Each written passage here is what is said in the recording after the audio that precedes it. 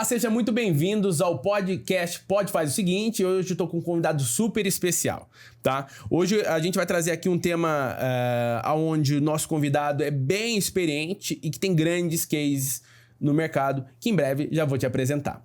Sou Rafael Seixas, CEO e fundador da SXS Group, empresa de marketing, vendas, tecnologia e filmes, e quero trazer aqui para vocês hoje dicas sobre estratégias, tanto de venda, de posicionamento, de cuidado com o pós-venda, de cuidado com a entrega, e sem dúvida você vai poder tirar vários insights muito legais dos convidados que aqui estão, como também o nosso convidado de hoje.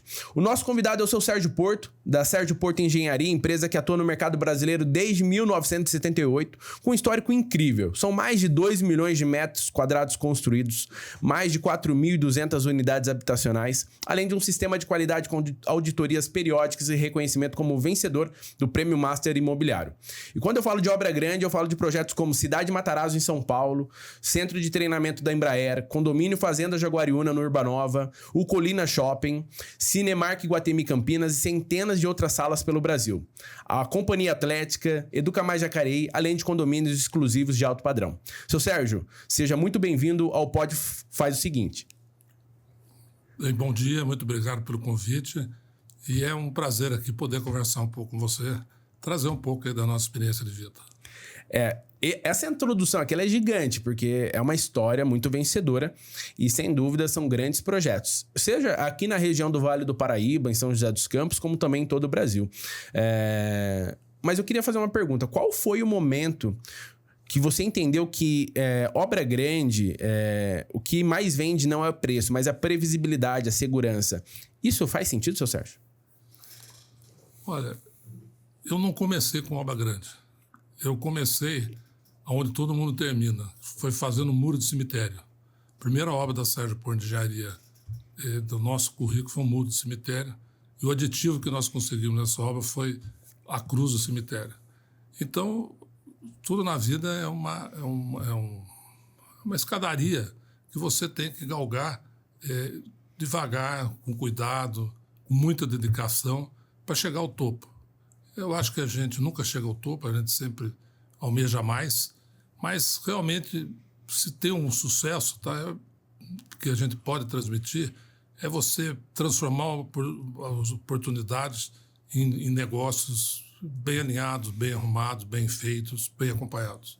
Sensacional.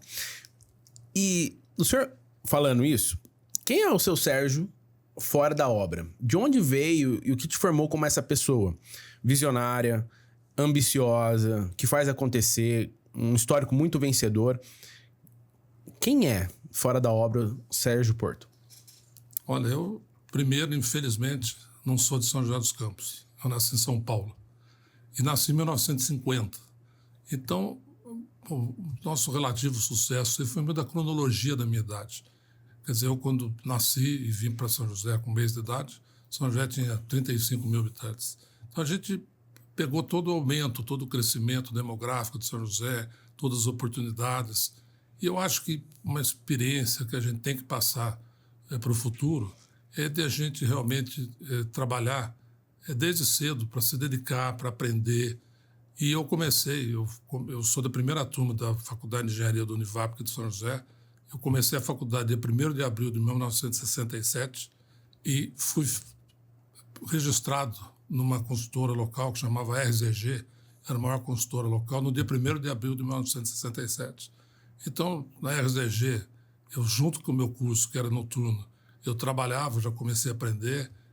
No 4º ano da faculdade, eu fui para a Inovação Engenharia, que foi uma empresa que descobriu São José dos Campos, e nós fizemos diversos empreendimentos, eu inclusive montei a Inovação Engenharia. Aqui em São José, para vocês terem uma ideia, nós fizemos um edifício nacional. Quando nós lançamos, era o edifício dos que amam a beleza. Eu não me esqueço disso. Terminamos em 72, tem 50 e poucos anos. Fizemos o VIP Center, que foi o primeiro elevador de vidro, sem viga na frente. É uma obra revolucionária, é um cartão de visita de São José dos Campos, que é o VIP Center, e mais dezenas de obras. Quando eu lancei até a Sérgio Porto Engenharia, em 1978, a agência que nos atendia resolveu botar um anúncio de página dupla e o título era Já Nasceu Forte. Meu apelido durante muito tempo na cidade foi de Hulk. E esse Já Nasceu Forte foi realmente todas as atividades que a gente teve até aquele ano que eu montei a minha empresa. Quer dizer, quando eu montei a minha empresa, eu já tinha aprendido bastante, errado bastante, acertado bastante. Então, eu acho que a vida é isso, a gente se dedicar de corpo e alma nas oportunidades que ocorrem. Sensacional, seu Sérgio. Qual que é o valor que o senhor não negocia, mesmo quando isso dá mais trabalho? Olha, eu acho que o valor, né, é difícil falar isso nesse país, né? Eu acho que o valor que a gente não negocia é moral, né? A gente sempre tem que ter uma linha de conduta. Eu sempre trabalhei numa linha reta, nunca me meti em nenhum escândalo, nada. Em construção, a gente tem que ter cuidado, não que toda construção cause grandes problemas, mas a gente, às vezes, tem algumas oportunidades que a gente tem que analisar se aceita ou não, para ter uma retidão na vida aí e para ter, inclusive, o que eu acho que é mais importante, a consciência tranquila. Sem dúvida, para poder dormir com a consciência em paz. A gente vai ainda explorar muito a sua trajetória, mas qual que foi o momento mais difícil da vida, do negócio, e o que você fez no dia seguinte? Seja em empreender, seja trabalhando como colaborador em alguma empresa, qual foi o momento mais difícil da sua vida? Olha, eu acho que nos momentos mais difíceis da minha vida, no outro dia eu acordei mais cedo, para se dedicar ainda mais. Não tem dificuldade que a gente não possa resolver. Com trabalho, com dedicação, com afinco, a gente resolve.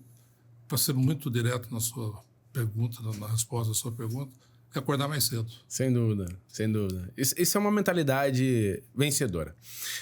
A empresa atua desde 1978. O que mudou no setor de lá para cá e o que nunca mudou? Olha, mudou, não foi de 78, né? Foi de 50, quando eu nasci, para hoje. Para vocês terem uma ideia, o telefone da minha casa, o número era 45 e era de manivela. Quem atendia era uma telefonista e perguntava para mim se eu ia falar com a minha avó ou com a minha tia. Então, hoje, a gente está em qualquer lugar do mundo, fala com o celular. Hoje, o celular não é mais um telefone, o celular é um computador. O celular vai entrar no lugar de qualquer máquina. Cada dia ele está mais evoluído. Então, tudo mudou.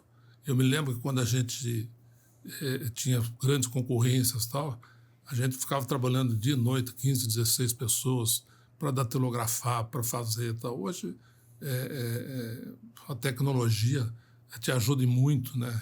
E o salto tecnológico foi enorme. Nós, por exemplo, quando montamos a Sérgio Porto, a gente tinha um telex. Esse telex era de número 450, parecido até com o telefone da minha casa. E a gente tinha mais para ter assim, um padrão, para ter o endereço, o telex e tal. E uma empresa grande aqui de São José, naquela época era Embratel, era difícil ter telex, uma empresa grande ofereceu na época um valor interessante para a gente vender. E a gente não quis vender, isso foi em 84. Em 86 foi o fax, o telex virou mesa de almoxarife de obra, quer dizer, perdeu todo o valor. E depois do fax, cada dia foi mais evoluindo aí. Então a evolução foi muito grande e muito benéfica, né? Hoje a gente tem um padrão de comunicação na engenharia sensacional. E essas tecnologias, essa evolução, ela refletiu também na previsibilidade, agora com inteligência artificial, por exemplo. Tem uma série de elementos que potencializou muito o trabalho da engenharia. Ou o senhor também entende que não, Rafa, tem algumas questões que é só a caneta com a régua ali que a gente vai conseguir construir? Olha, potencializou e ajudou. Hoje as coisas são muito mais rápidas, você tem contato com todos os seus problemas de uma maneira instantânea. A inteligência artificial ainda está se iniciando, mas é inimaginável, né, o que nós vamos ter no futuro com a inteligência artificial. Já estamos tendo hoje, mas imagina daqui a alguns anos. Então, a construção civil já está também percorrendo o caminho da inteligência artificial e vai ser mais um boom de tecnologia que vai ter no nosso setor e em todos os setores do mundo, né? Sem dúvida. A velocidade, a própria globalização, né? Antes a gente não tinha dimensão de poder falar com outros lugares e você dependia de algumas comunicações como a própria televisão. Hoje não. Você consegue abrir até uma videochamada em tempo real em qualquer lugar do planeta. Para você ter uma ideia, em 96 eu fui eleito presidente do Sinduscon de São Paulo. O Sinduscon é o maior sindicato patronal da América Latina. E a gente tinha 12 regionais espalhadas no estado inteiro. E minha vontade na época era transmitir as nossas reuniões de diretoria e tal para todo o estado online.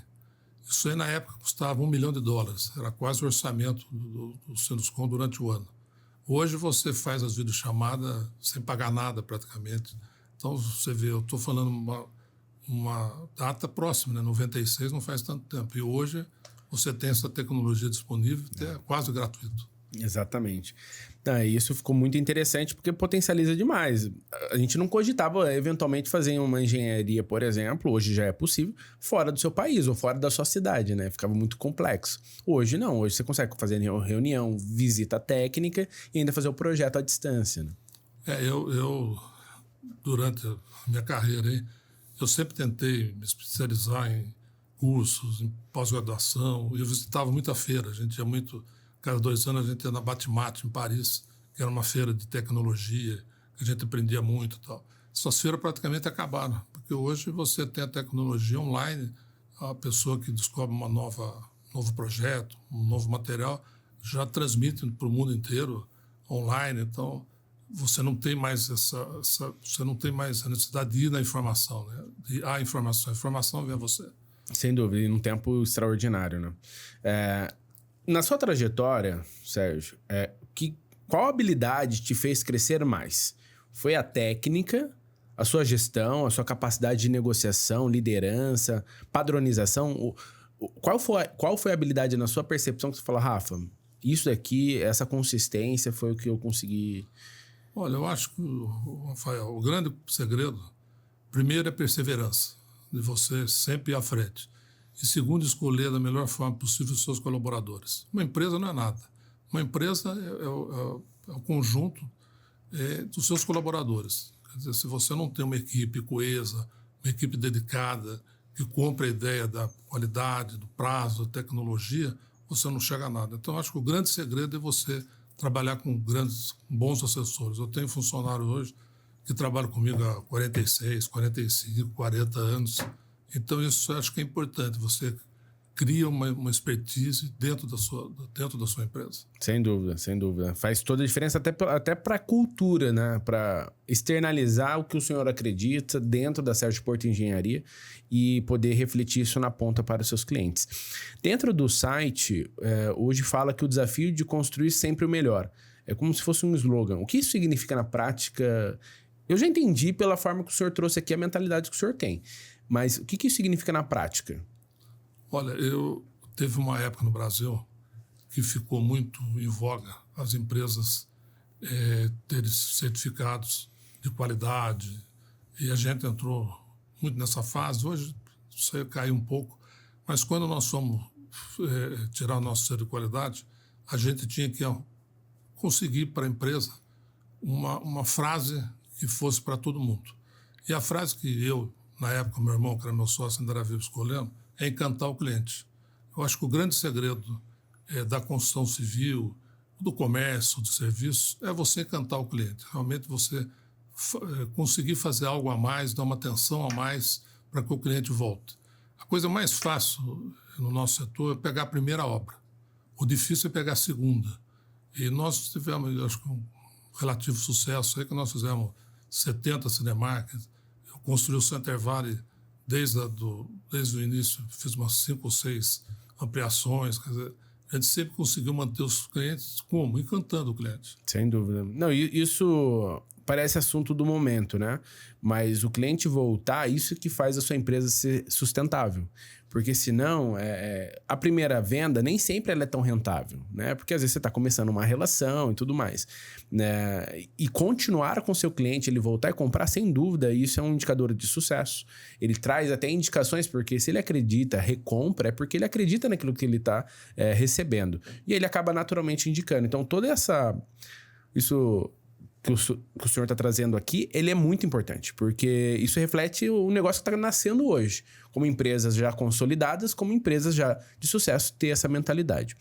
E quando você traz todos esses padrões, existe um padrão da Sérgio Porto no dia a dia? Um processo, engenharia, gestão, transparência, que você mantém para você garantir isso? Olha, nós sempre investimos na qualidade, principalmente na modernidade. Para vocês terem uma ideia, eu fui a primeira consultora de São José que trouxe para cá, hoje até meio bobo falar isso, mas fomos a primeira construtora que trouxe o fax para São José dos Campos. Então, diversas empresas, consultoras, iam no meu escritório para conhecer o que era o fax. Foi numa das primeiras empresas de São José dos Campos e botamos computador dentro da empresa. Então, a gente sempre tentou dar um passo adiante. Eu acho que o grande segredo disso, além de você cuidar do cliente, encantar o cliente, é sempre ter um passo adiante. A gente sempre tentou ter um passo adiante. Agora, por exemplo, na nossa empresa, nós estamos tentando a mesma coisa com a inteligência artificial. Ainda tá no começo, mas vai ser muito rápido, né? Hoje a tecnologia anda a passos largos. Antigamente, eu estudei computação na faculdade, né? Era um tipo de formação, hoje é totalmente diferente. Para vocês terem ideia, na faculdade a gente tinha um equipamento que pouquíssima gente sabe, que chamava régua de cálculo. Se você dá para um jovem hoje uma régua de cálculo, ele não sabe o que é. Eu consigo até hoje fazer a régua de cálculo, às vezes mais rápido, uma conta na régua de cálculo mais rápido do que na máquina. Então, essa evolução foi muito grande, a gente sempre procurou dar um passo à frente. Isso muda. Muda a capacidade de entrega, muda a velocidade, a eficiência, né? E a experiência do cliente, como você falou. Falando aqui de alguns números, são mais de 2 milhões de metros quadrados. Mais de 4.200 unidades. Isso não se faz com talento, se faz com mão na massa, processo, é isso. Essa consistência para gerar esse resultado, foi isso que trouxe esse grande resultado para a Sérgio Porto Engenharia? Olha, eu acho que uma característica da nossa empresa, que deu uma expertise em diversos campos aí, é que normalmente o consultor era especializado ou em loteamento, ou em obra rodoviária, ou em obra comercial, ou em obra residencial, e a gente percorreu todos os caminhos, tá? Eu fiz grande loteamento, como até a 6ª etapa do Hermanópolis São José, o Vila Branca, que hoje é um empreendimento consolidado, que nós ganhamos, inclusive, o prêmio de massa imobiliário. Fizemos mais 5 ou 6 loteamentos. Fizemos mais de 70 conjuntos de cinema, desde o Rio Grande do Sul até Manaus. Fizemos fábricas fora do Vale do Paraíba. Então, a gente conseguiu uma expertise em diversos setores totalmente diferentes.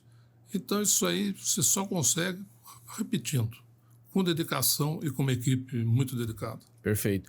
Desses projetos, alguns se destacam bastante, né, Sérgio? Cidade Matarazzo virou um case nacional por posicionamento, por dificuldades da própria obra em si. E eu queria entender, até não só dessa, né, mas de algumas outras, desses desafios por trás, que ninguém vê. Chegar lá, né, daquela forma que é subterrânea, experiência imersiva, espetacular, ok. Mas quais são os desafios que você teve que enfrentar para aquilo nascer no mundo real? O Rosewood foi realmente, como você falou, uma etapa da nossa empresa.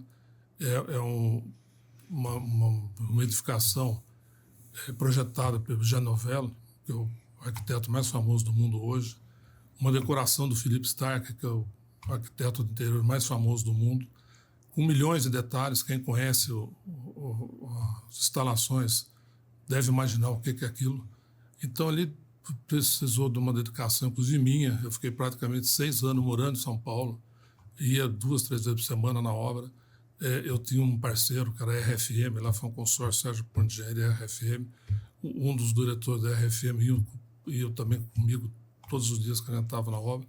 Quer dizer, ali precisou uma parcela de muita dedicação, porque era uma obra absurdamente diferente. Para você ter uma ideia, o prédio tinha 252 unidades, o prédio de residencial, e não tinha um apartamento igual ao outro. Tem uma cobertura, que é do dono do empreendimento, que tem 1.500 metros quadrados. Uma coisa enorme, imaginável. Então, precisou de muita dedicação. O Rosewood é a única rede de hotel do mundo, que é um hotel 6 estrelas, não tem nenhuma outra rede que tenha um serviço 6 estrelas. Então, você, para trabalhar para uma empresa que presta um serviço 6 estrelas, você também tem que se tornar 6 estrelas, senão não vai dar certo. Sem dúvida, sem dúvida. Então, foi uma obra que a gente se dedicou muito. Mas, se você me perguntar qual obra que eu assim, mais me apaixonei, que eu mais me dediquei, principalmente pela amizade que eu fiz com o arquiteto, que é o Rui Otaki, é o Educar Mais de Jacareí. O Educa Mais de Jacareí, para mim, é uma obra de arte. O Rui Otaki, que infelizmente faleceu, ficou muito amigo nosso e ganhou diversos prêmios internacionais. E o prédio que é contemplado, inclusive com esculturas, que é da Tomi Otaki, mãe do Rui, que é uma das maiores artistas, não foi a maior artista nacional. Então, ali foi uma obra que eu passo ali e até hoje eu sinto um prazer muito grande. Ali é uma mistura, né, de sentimentos. Não é só sobre a arquitetura, né? É o propósito que aquilo ali representa aplicado no dia a dia. O próprio layout, que é totalmente diferenciado em relação a isso. Numa cidade, né, como Jacareí, né, que sempre está buscando crescer. O próprio desenvolvimento que o senhor fez lá dentro da região da Vila Branca, que é uma região que cresceu muito na cidade.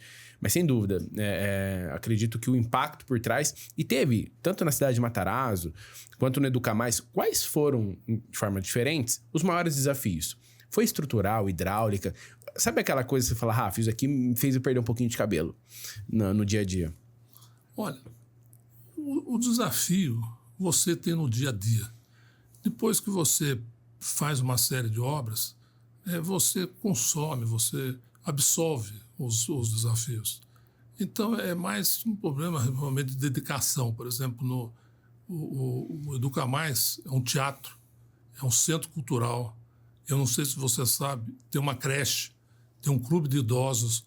Então, aquilo ali, sabe, te traz uma felicidade interior. Quer dizer, você está vendo que você está fazendo alguma coisa que vai prestar um serviço humano para centenas, milhares de pessoas. O impacto social é muito forte, né? Sem dúvida. E que vai mudar a vida dessas crianças, que elas não têm nem dimensão, mas vai mudar possivelmente a adolescência e o futuro dela na sociedade. Muito bom. Eu acredito que essa é a grande máxima, né, da engenharia, né? Porque assim, você estuda muitas das vezes o concreto, cálculos matemáticos, mas o impacto de uma engenharia muito bem feita na vida da população, da humanidade, ela é imensurável, né? Como essa, por exemplo, do Educa Mais. Uma ponte que dá acesso, uma infraestrutura numa cidade que não tinha. A engenharia, o senhor tem essa percepção também? Você estuda matemática, mas o reflexo que ela dá é extremamente diferenciado. Olha, sem dúvida. Um momento de muita emoção para mim foi quando nós fizemos Conjunto Integração. Conjunto Integração são 992 apartamentos e cada prédio tem o nome de uma cidade do Vale do Paraíba. E uma coisa, não sei se você já viu, que é das coisas mais emocionantes que a gente pode assistir, é uma pessoa, um sem-teto, receber um apartamento. Não tem nada igual. É uma emoção que leva as pessoas, as lágrimas, e até você chega a se emocionar no limite extremo. Então, eu construí integração com 992 apartamentos, construí o Parque das Américas com 640 apartamentos. Ou seja, cada entrega que eu vi ali era uma mudança de vida, né? Quer dizer, a pessoa começou a ter uma identidade, um endereço, um CEP, não morava mais em lugares que tinham uma água clandestina, uma luz clandestina, tudo era legal. E é o que as pessoas almejam, quer dizer, as pessoas almejam isso, não é morar em favela, não é não pagar, é ter realmente um lar habitável, registrado. Sim, dignidade, oportunidade, né? Sensacional. Aí a gente tá falando muito, Sérgio, de passado, né? De trajetórias. Mas eu sei também que a Sérgio Porto Engenharia não parou e não tá de forma alguma parada. Muito pelo contrário, tem grandes projetos que acabam de ser entregues, como também novos a caminho. Qual que é o momento hoje da empresa, assim? É uma questão de expansão, novas oportunidades, novos produtos? O que você está priorizando e olhando para os próximos anos? Olha, eu depois do Rosewood, foi uma obra ícone no Brasil inteiro, deve ter aparecido uns 15, 20 oportunidades de negócio para a gente. Mas realmente foi uma obra desgastante. No meio do Covid, nós pegamos lá 2 anos e meio de Covid, foi um desafio muito grande. E eu, depois que terminei essa obra, eu preferi voltar, sempre tive, mas preferi voltar definitivamente para São José dos Campos. Sérgio Porto, desde o início, tem um escritório em São Paulo e outro aqui em São José.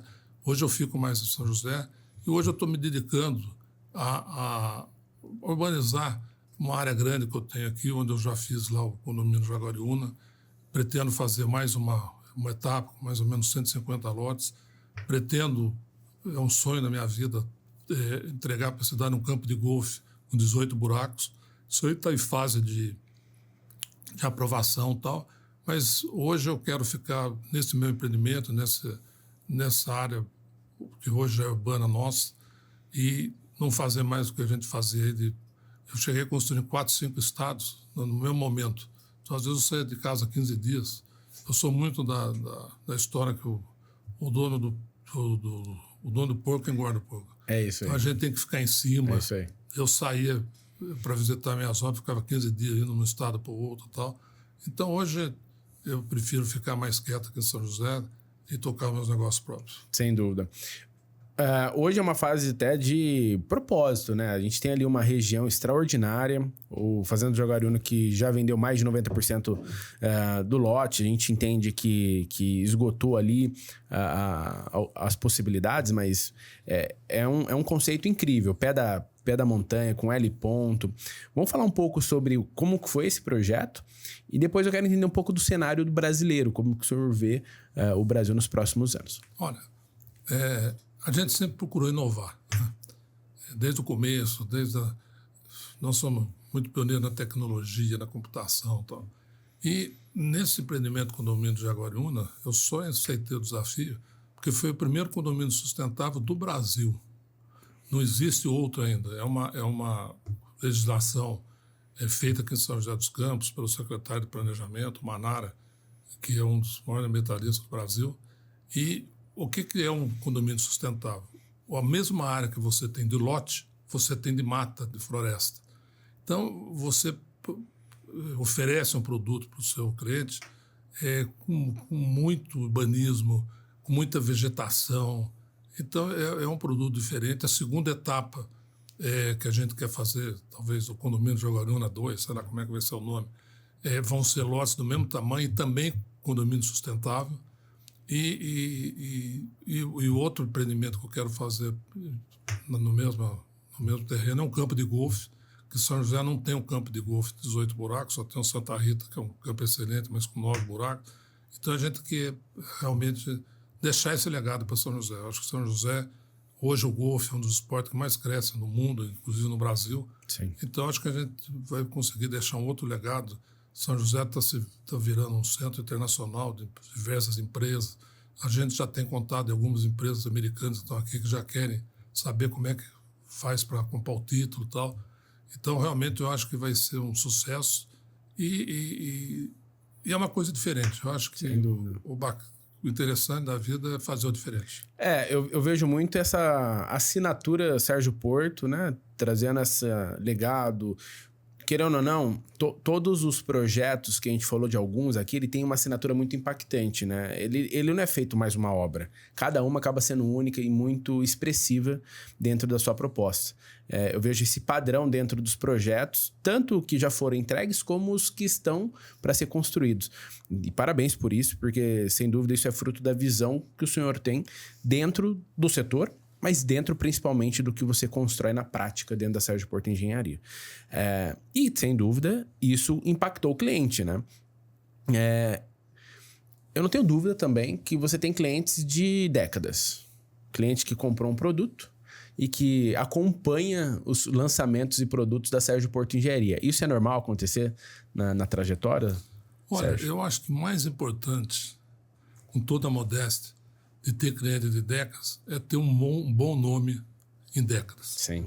Independente se ele vai comprar ou não, alguma pessoa que consulte ele sobre algum empreendimento nosso, é muito bacana, é muito gratificante a gente escutar, a gente saber que falou bem. Então, o mais importante de tudo é a gente manter essa tradição de qualidade, de prazo. Para você ter uma ideia, nós fizemos centenas de empreendimentos em uma época que estava um boom na construção, há 5, 6 anos atrás, que quase todas as construtoras, não preocupam, mas por dificuldade atrasavam. E a gente fez um esforço sobre-humano e eu nunca tive um atraso em obra. Quer dizer, eu, quando fazia todos os Cinemarks, né, O Cinemark, por exemplo, foi uma oportunidade que me apareceu. Por que eu fiz centenas de Cinemark? Porque o primeiro foi em São José dos Campos, foi no Shopping Colinas, foi o primeiro Cinemark do Brasil. E eu acho que nós prestamos um bom serviço e fizemos diversos cinemas aí no Brasil inteiro. Então, eu acho que é isso aí que tem que ter. Quer dizer, você tem que ter um nome bom na praça. A busca por excelência, responsabilidade, né? O dono engordando ali o porco para garantir que isso reflita na ponta para o nosso cliente. Verdade. E como que você enxerga hoje o Vale do Paraíba e São José dos Campos? Eu sou nascido em Campinas, cresci lá, numa cidade gigantesca, com mais de 1.200.000 habitantes e uma região gigante.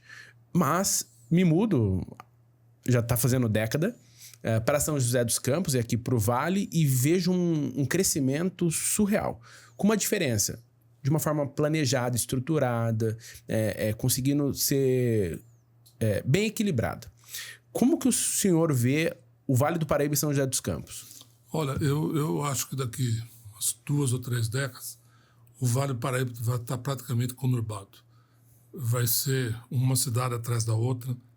O meu sobrenome é Monteiro Porto. Eu sou Monteiro de São José e Porto de Jacareí. E quis a vida aí que eu ligasse São José e Jacareí com Vila Branca. O Vila Branca é um empreendimento nosso. Nós desenvolvemos tanto marca no empreendimento que o morador de Vila Branca não fala que mora nem em São José nem em Jacareí. Ele fala que mora no Vila Branca. Isso dá uma satisfação muito grande para a gente. Sim. Então, hoje, já se conurbou São José com Jacareí, já está se conurbando com Caçapava, daqui a pouco Taubaté. Isso aqui vai ser uma metrópole totalmente conurbada. Eu espero que todas essas obras que estão sendo anunciadas, como levar Carvalho Pinto, eu não sei se chama Carvalho Pinto Trabalhador, cada hora é um nome, até Aparecida, esse projeto do governador de trazer o trem de São Paulo para São José, parece que já vai começar de Campinas para São Paulo. Isso. Então eu vejo isso aqui uma potência muito, muito grande. A gente está entre 2 grandes centros, que é São Paulo e Rio.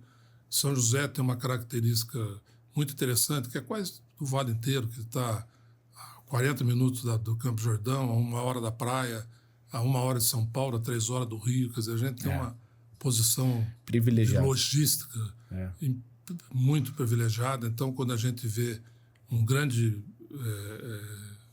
investimento logístico sendo anunciado em Jacareí, não é de graça, porque isso aqui vai se tornar um centro de logística imenso, né? Por todas as ligações, sem contar que é muito importante estar sendo ampliado, que é o Porto de São Sebastião. Sim, sim. Santos já teve até um evento no ano passado dentro do Pitch, que trouxe na feira exatamente essa vertente que foi muito forte, né? A expansão do porto, toda a infraestrutura com aquela própria nova serra que foi implementada. Então, tudo aquilo mudou, impactando positivamente esse potencial, né? Do litoral norte, que é um litoral, assim, referência na costa brasileira em relação a mar, acesso e logística, como também o maior estado, né, e o estado mais rico do país. Então, tudo isso sendo potencializado numa região privilegiada. Então, sem dúvida, isso impacta a cidade e a região. Né? O Porto de São Sebastião tem 2 características. Né? Uma a gente aprendeu na escola. É o porto brasileiro que tem mais altura de lençol de água. Nenhum porto brasileiro tem 3 vezes mais lençol de água do que Santos. Segundo, hoje nós temos uma estrada que liga São José a Caraguatatuba, que é praticamente um empreendimento chinês, né? Aquela estrada é maravilhosa. Eu acompanhei, fiz umas 2 ou 3 visitas técnicas na obra. A obra é algo de grandioso. Tá?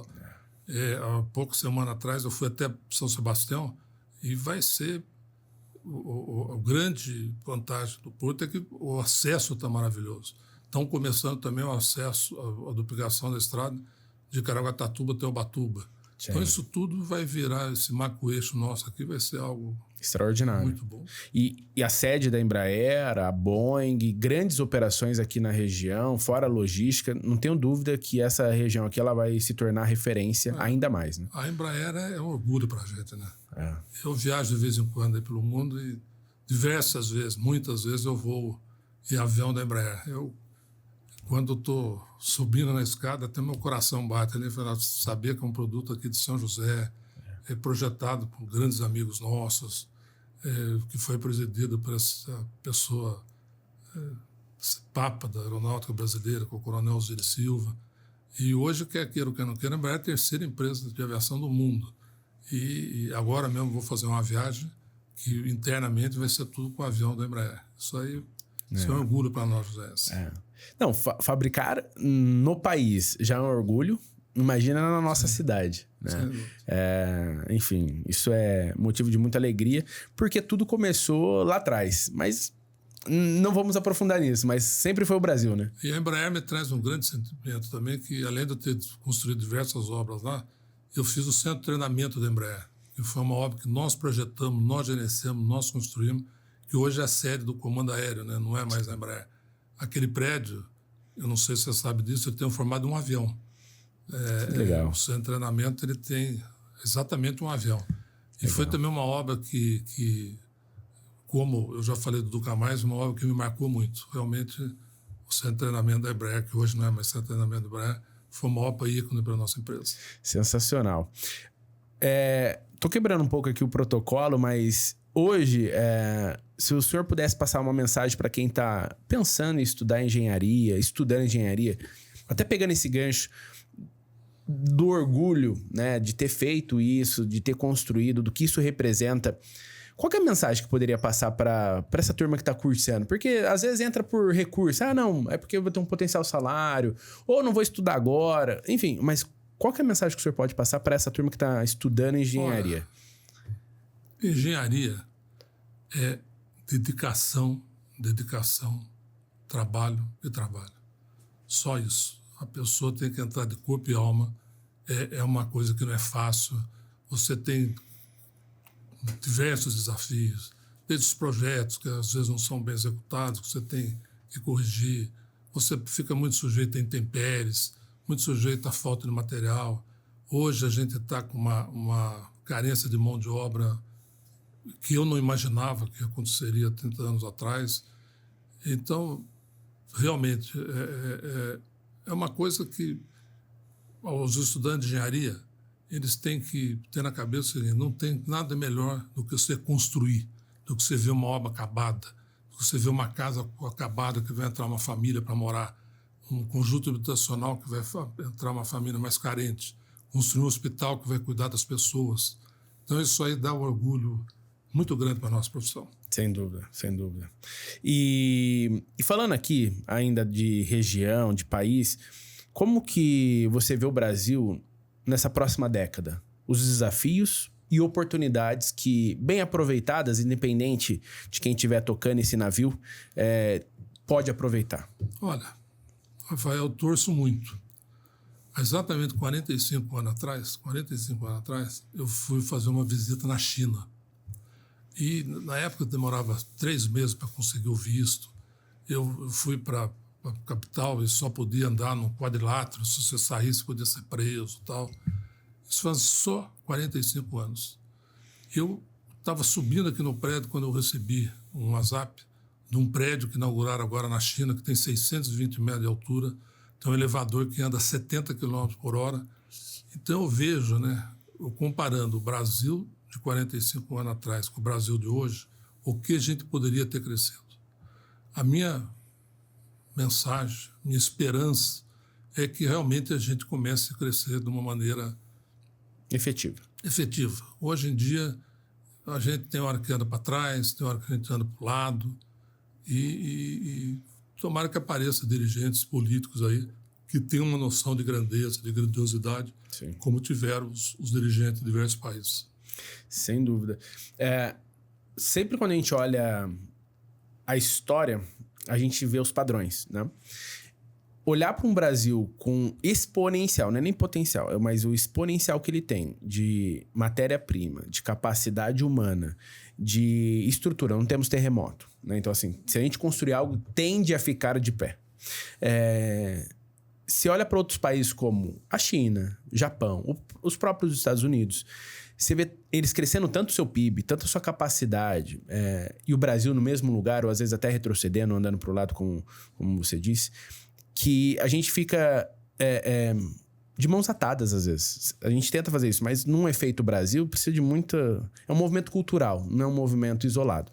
Mas pegando esse gancho, Eu vejo tanta coisa que poderia acontecer para que refletisse positivamente no PIB, na sociedade, mas eu vejo um Brasil que se repete, né? Independente da figura lá na frente, né? Mas você vê, né? Além de todas as características meteorológicas e tal que você citou, a gente tem um país que tem uma Cataratas do Iguaçu, que é a coisa mais linda do mundo. Eu, há uns anos atrás, fui visitar a Catarata de Niágara.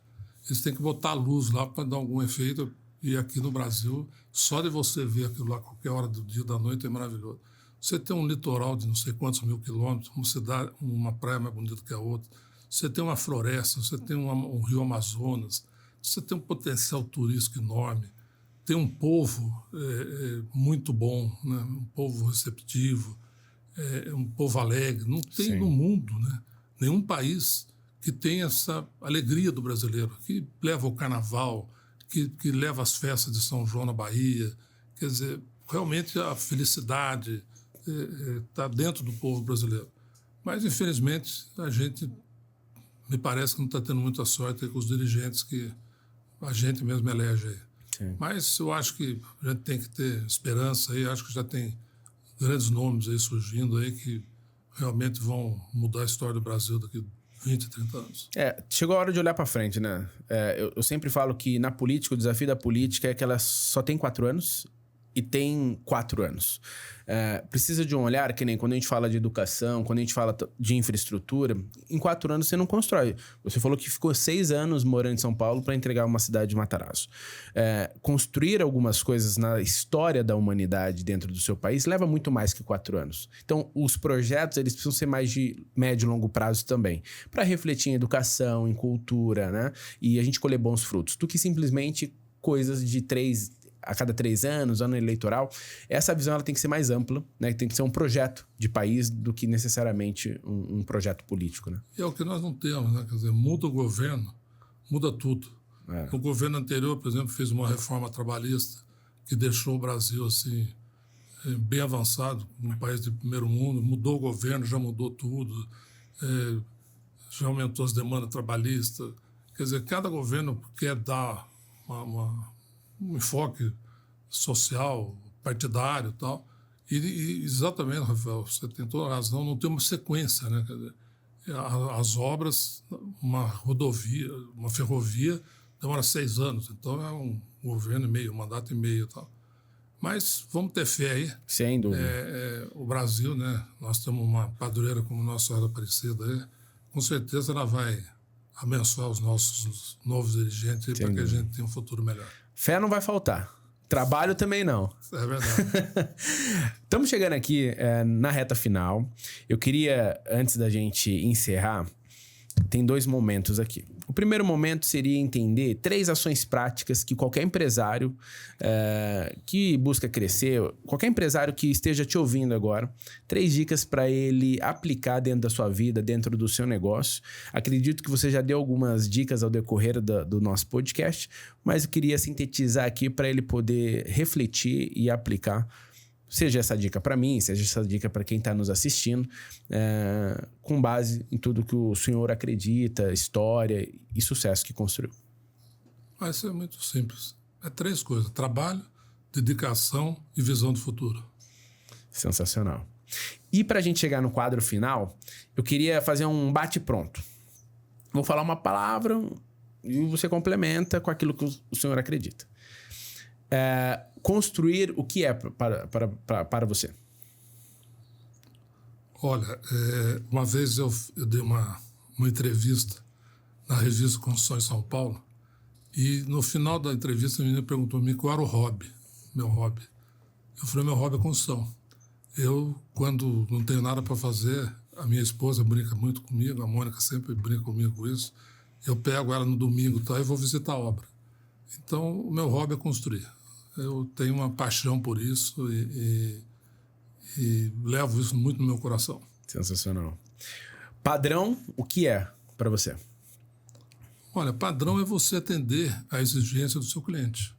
Quer dizer, quando você é contratado para oferecer um padrão de serviço, em qualquer atividade é assim. Então, você tem que se dedicar para fornecer o padrão que estão imaginando de você. Sensacional. Reputação, o que é para você? A reputação a gente cria na vida, né? Quer dizer, a gente tem que